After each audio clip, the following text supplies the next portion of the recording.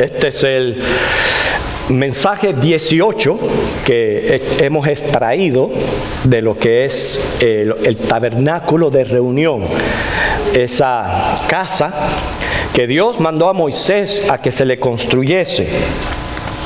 Estamos tratando lo que es el propiciatorio, o la tapa del arco del pacto, donde Dios allí manifestaba su presencia, ya que el propósito de todo el tabernáculo en sí era Dios queriendo morar con su pueblo.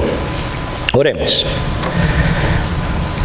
Señor, como el coro cantaba, solo a ti, Dios, damos gloria y honra. Señor, nosotros no reconocemos otro Dios que no seas tú. Y realmente es maravilloso que el Dios santo y justo quiere hacer morada con nosotros, en nosotros. Te quiero pedir, Señor, que como hasta aquí sigas bendiciéndonos con tu palabra, la cual sabemos que envías fielmente. La ayuda la necesitamos nosotros al darle valor, apreciar tu palabra predicada y poder así prestar todo el interés de nuestra mente para que, Señor, nuestro corazón sea receptivo, sensible a tu voz y pueda impactar nuestra voluntad, nuestra vida. Glorifícate en la palabra de hoy, según la envías a cada corazón. En Cristo, amén. ¿Para qué Dios quiere morar con su pueblo? Si no es para bendecirlo. ¿Viste? Cuando escuchamos esa palabra bendecir, estamos hablando de que Dios va a manifestar tres cosas bien importantes en la vida, que sin ellas prácticamente se revolucionaría nuestro mundo. Y a ver si usted está de acuerdo conmigo. Necesitamos provisión, ¿sí? Necesitamos que Dios provea. Necesitamos protección, ¿sí? Que Dios nos proteja. Necesitamos paz. Bueno, quiere decir, Dios manifiesta su presencia para bendecirnos, lo cual equivale a esto, a ser personas que Dios le provee, protege y le da paz. Por eso, hermanos, la presencia de Dios en nuestras vidas nos conviene, es de nuestro interés. No pensemos nunca por un momento que favorecemos a Dios, ni creyendo ni sirviéndole. Hermano, Dios no necesita nada de sus criaturas. Más bien somos nosotros los que necesitamos del Creador. Él es esa fuente de protección, de provisión y de paz para poder entonces vivir tranquilos. Por eso es de tanto interés esta serie, porque vemos que el mismo Dios ordena que dentro del arca se colocaran tres cosas específicas. Quiere decir que si estaba en el arca, Dios manifestaba su presencia y dentro de ella habían estas tres cosas. Esto va a representar aquello que es importante para Dios. Entonces, si es importante para Dios, también es para mí. Las tres cosas que hablo es acerca de las dos tablas del pacto, o sea, los mandamientos, una urna de oro con maná y la vara de Aarón reverdecida. Cada una de ellas merita una atención especial, específica. Hoy vamos a tratar acerca de las tablas del pacto. Algo que es de suma importancia, si lo es para Dios, lo debe de ser para nosotros que amamos a Dios. ¿Amamos a Dios? ¿Sí? Usted ama a Dios. Bueno, el que ama a Dios, ama sus mandamientos. Tan claro como eso. El que ama a Dios, ama sus mandamientos. Ya estamos listos para leer Deuteronomio capítulo 10, versículos 3 al 5. Éxodo 25, 16 y 21 dice: y pondrás en el arca el testimonio que yo te daré. Pero este pasaje de Deuteronomio dice: e hice un arca de madera de acacia y labré 2 tablas de piedra como las primeras, y subí al monte con las 2 tablas en mi mano, y escribió en las tablas, conforme a la primera escritura, los 10 mandamientos que Jehová os había hablado en el monte de en medio del fuego, el día de la asamblea, y me las dio Jehová. Y volví y descendí del monte y puse las tablas en el arca que había hecho, y allí están como Jehová me mandó. Primeramente vamos a pensar, ¿no?, ¿qué significado tenía para Israel el hecho que estas 2 tablas estuvieran allí en el arca? Primero, recuerden que Israel, Dios lo saca de Egipto, estaba siendo organizado como nación y necesitaban su constitución o sistema de legislación. Quiere decir, todas esas ordenanzas y sistema de leyes, regulaciones que encontramos en los primeros 5 libros de la Biblia, el Pentateuco, servían para regular por lo menos 3 aspectos importantes de la vida: el culto, la vida moral y la vida social.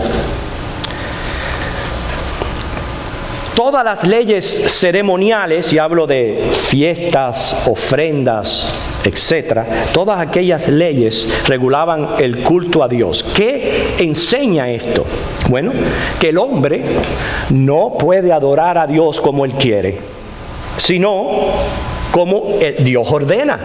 Fíjense que ese es el problema con tantas religiones que existen en el mundo. Es simplemente el hombre queriendo adorar a Dios, dice, a su manera. Y el ecumenismo es prácticamente esa unión de respetar todas las religiones, porque al fin y al cabo debemos de ser relativos con los demás. Pero no es así. El culto a Dios es según Él lo ordena, y esto Dios se lo enseñó a Israel por medio de todas aquellas leyes ceremoniales.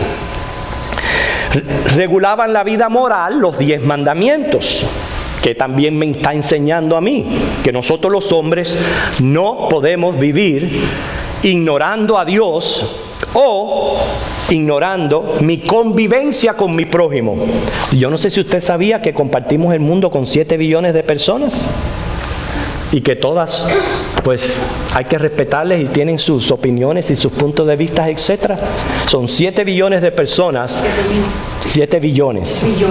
Hay que aprender a vivir en un mundo con el prójimo. Y tercero, lo que regulaba la vida social eran todas las leyes de higiene, otros aspectos sociales convenientes. Lo que me quiere enseñar es que el hombre no puede hacer con su vida y su espacio lo que quiera. Es cierto, muchas de estas leyes fueron dadas exclusivas para Israel, pero no dejan de servir de principios que revelan el carácter santo y justo de Dios. O sea, lo que a Él le agrada y lo que le desagrada, pero también como Él es un Dios de amor, las leyes reflejan también lo que me conviene y lo que no me conviene. Que no es solamente lo que agrada y desagrada a Dios, es también lo que me conviene y no me conviene. Por eso, el hecho que estas tablas estuvieran en el arca, le recordaban a Dios algo, un principio que es lo que yo quisiera que se quedara en nuestras mentes de toda esta exposición. Este principio que yo voy a decir era lo que le recordaban las tablas al pueblo de Israel. Dios bendecía si le eran obedientes. Eso es lo que le estaba enseñando Dios a Israel y debe de ser el principio nuestro. No podemos considerarnos bendecidos si no somos obedientes a nuestro Señor. La obediencia y la fidelidad son condiciones para gozar comunión con Dios. Fíjense que el salmista en el Salmo 48 dice: el hacer tu voluntad, Dios mío, me ha agradado, y tu ley está en medio de mi corazón. Por eso, cuando voy a decir amo a Dios, y lo amo, Yo tengo que saber que si amo a Dios, tengo que amar sus mandamientos. Entonces, vamos a entrar en un poquito ahora en lo que es cumplimiento de la ley, pero más que todo para nosotros los cristianos, cumplimos la ley es por amor a Dios. Cuando hablamos de no tener ídolos en nuestra vida, es por amor a Dios. Cuando hablamos de honrar el día de reposo, que equivaldría a congregarnos, es porque amamos a Dios. Todos los mandamientos lo tenemos pendientes. Sí, hay una conveniencia por cumplirlos, una conveniencia personal, pero más que todo es porque amamos a Dios. Por eso Él lo dice. Cuando le preguntaron cuál era el grande mandamiento, amarás a Dios con toda la fuerza de tu ser y al prójimo como a ti mismo. Miren cómo la esencia del amor es prácticamente la fuerza, la energía, el motor para poder cumplir los mandamientos, tanto los que corresponden en mi relación con Dios como los que corresponden en mi relación con mi prójimo. Cada día de nuestra vida, nosotros nos enfrentamos a un dilema. Y le voy a decir cuál. Cada día. No todos por igual, no todos en todo momento. Pero cada día nos enfrentamos al dilema si obedecemos la voluntad de Dios o imponemos la nuestra. ¿No es cierto? Cada día. Eso ocurre en todas las personas. ¿Obedecemos a Dios o imponemos nuestra voluntad? Imponer nuestra voluntad es lo que es rebeldía. Y la rebeldía es prácticamente la misma esencia de lo que es el pecado. El pecado no es otra cosa que rebelarnos contra Dios e imponer yo mi voluntad por encima de Él. Por eso es que todos los creyentes combatimos en nuestro interior una batalla espiritual. Es precisamente la confrontación de voluntades. Porque tenemos la ley escrita de Dios en nuestro corazón, en nuestra mente, pero a la vez somos pecadores y por eso está esta batalla espiritual. Influenciados por nuestras tendencias. Sí, no todos somos iguales. La Biblia habla de hermanos débiles, hermanos fuertes. Con esto quiero decirle, hay personas cristianas, espirituales, otras son carnales. Todo depende, hermanos, a qué parte de su ser usted alimente más. Si usted alimenta su ser espiritual con la palabra, pues usted va a estar fuerte en el espíritu.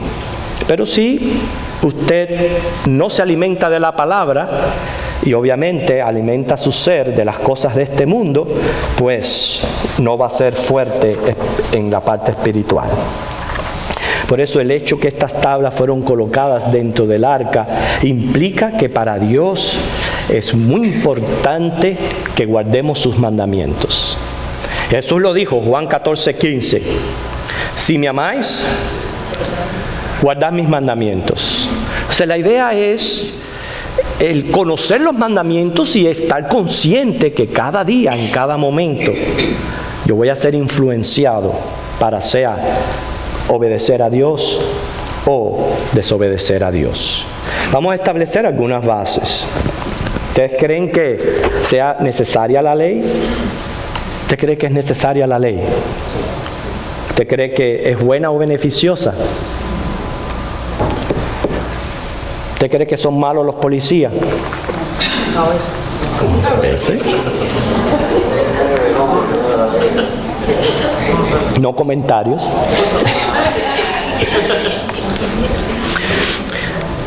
¿Usted se imagina este mundo sin ningún tipo de legislación? Sin regulaciones, sin reglamento. ¿Usted se imagina transitar sin leyes de tráfico? Déjeme decirle, hay países, yo no voy a mencionar cuál, hay países que yo he visitado que yo no manejaría en esos lugares. Porque inclusive aunque hay leyes de tránsito no se respetan y es una locura y peligrosísimo. Ahora usted se imagina que no hubieran leyes, regulaciones Que cualquiera pudiera ocasionarnos un agravio y no pudiéramos ni tan siquiera hacer reclamos. Fíjese que a pesar de todas las leyes y las sanciones, cómo los hombres las quebrantan, cómo hay víctimas que sufren consecuentemente. Sí, usted sabe, no es extraño para usted que vivimos en un mundo relativamente malo, altamente peligroso. Puede ser que a lo mejor una ciudad más que otra, pero sabe que el mundo en sí es altamente peligroso, a pesar de que existen leyes. Hermano, Dios es el creador, Él es el legislador. Las leyes de Él son según sus atributos de justicia y santidad. Porque piense por un momento, ¿qué clase de Dios fuera que le permitiera al hombre hacer lo que bien le parezca?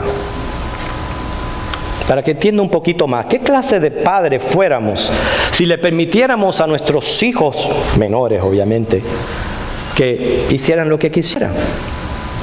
Que el niñito de 5 años venga y le diga, papá, yo quiero endrogarme. Oh, sí, hijito mío, no te preocupes, ahí te traigo la marihuana.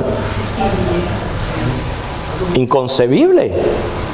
Es inconcebible. ¿Por qué? Necesitamos la ley, necesitamos saber y declarar lo que es bueno y lo que es malo. Y ese es nuestro Dios. Por eso hacer lo contrario es un acto de rebelión. El mundo vive de acuerdo a lo que es la ley de relativismo. Inclusive Isaías 5:20 así mismo lo menciona. Hay de lo que a lo malo dicen bueno y a lo bueno malo, que hacen de la luz tiniebla, de las tinieblas luz, que ponen lo amargo por dulce y lo dulce por amargo. Yo vi una película, no recuerdo el nombre de esta película, pero estuvo muy interesante porque se trataba de una persona que fue adelantada hacia el futuro, pero era de la época del pasado. Y resulta ser que se sorprendió de experimentar lo que estaba sucediendo en el futuro, porque las cosas que para ellos eran sumamente inmorales, pecado total, veía que para la gente no les importaba. Entonces, ¿cómo ha ido cambiando a medida que han pasado los siglos la ética moral? Que hasta se nos ha acostumbrado a ver tanto el mal que ya no nos causa ningún tipo de impresión o de mala conciencia. Y nos incluimos los cristianos, porque vivimos en un mundo relativo. A lo malo dicen bueno, a lo bueno dicen malo. Pero nosotros queremos entender lo bueno, la luz, lo que es dulce. Discernir entre lo malo, las tinieblas, lo amargo. Y para eso la Biblia es útil. Es muy triste que hoy hay cristianos, llamados cristianos, líderes revolucionarios modernos, que entienden que estar bajo el nuevo pacto significa desentenderse de lo que es la ley del Antiguo Testamento. Te asombraría, pero es verdad. Hay personas que en este momento no quieren nada con el Antiguo Testamento, solo en el Nuevo Testamento. Pero qué grave, qué equivocación el tener esta tendencia. Porque el hecho que vivamos bajo un nuevo pacto, quiere decir un convenio que vino a tener vigor en la encarnación de Jesucristo y reemplazó ciertas leyes antiguas, no quiere decir que estemos sin ley. La relación con Dios demanda justicia y santidad. Segundo, ningún ser humano tiene la capacidad de cumplir con toda la ley establecida. Santiago 2:10. Fue designio de Dios que su Hijo Jesucristo encarnara para cumplir con toda justicia en nuestro lugar. Y por eso Cristo vino a ser nuestro sustituto. Él vino a pagar por nuestra condena. Por eso no estamos bajo la ley, pero no quiere decir que estemos sin ley, hermanos. La ley no es mala. La ley es beneficiosa.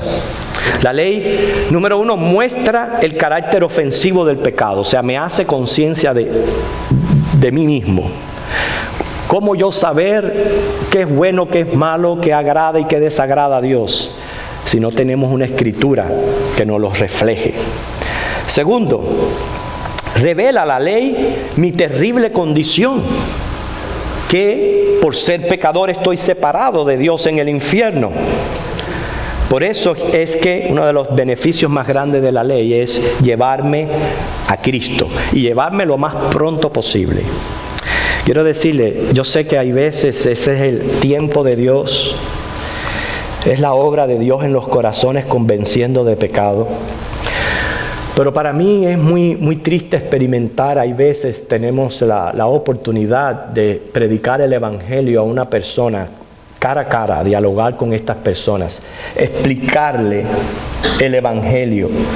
Y uno está tratando ahí de que puedan sentir la importancia de lo que se le está diciendo y notar tanta indiferencia. Indiferencia total a lo que uno le está diciendo. Y yo pues dentro de mí digo, ¿y no se están dando cuenta que estamos hablando de vida? Y de vida eterna. Y que se le está presentando el privilegio por gracia de ser salvos del infierno. Pero no, el hombre está ciego, está sordo.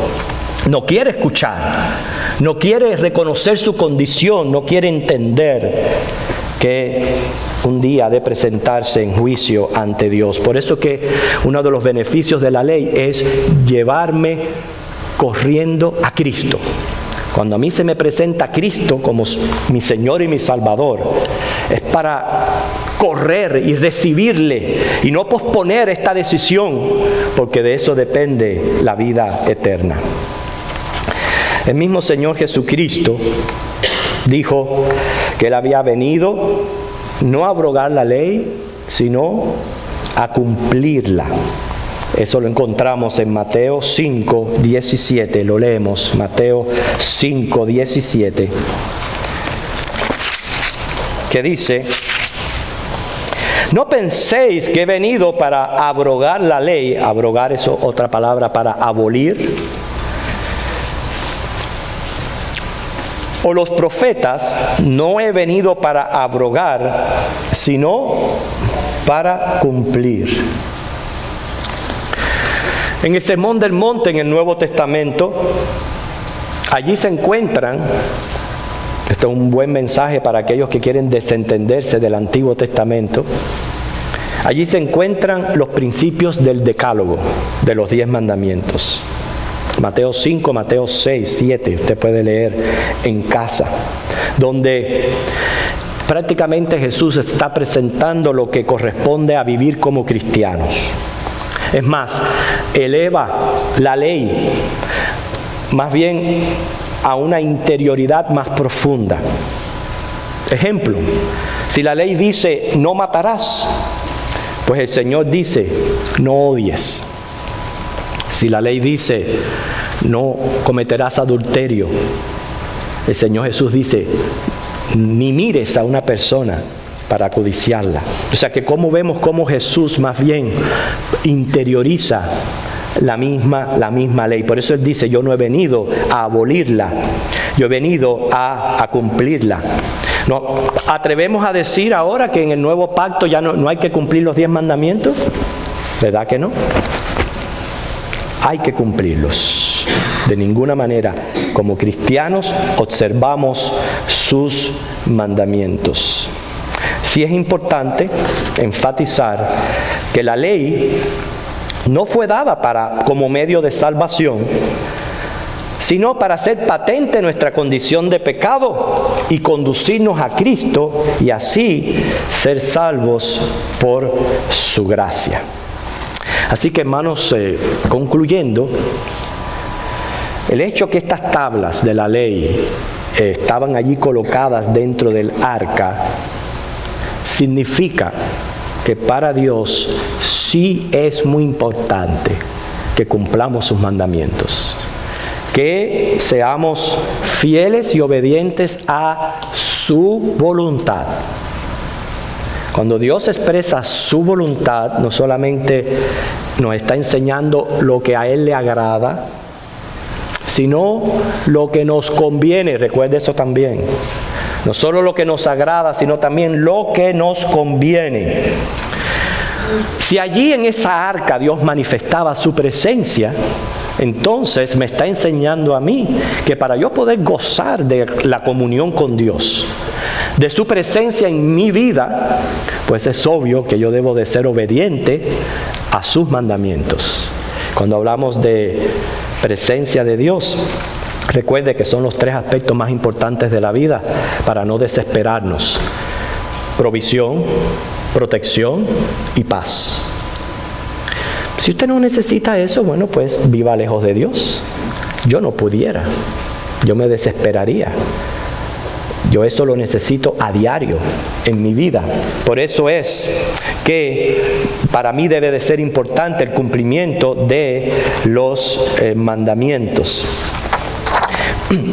Quiero sí que quede claro que hay aspectos de la ley, porque usted va a encontrar en la palabra, como es en Hebreos, capítulo,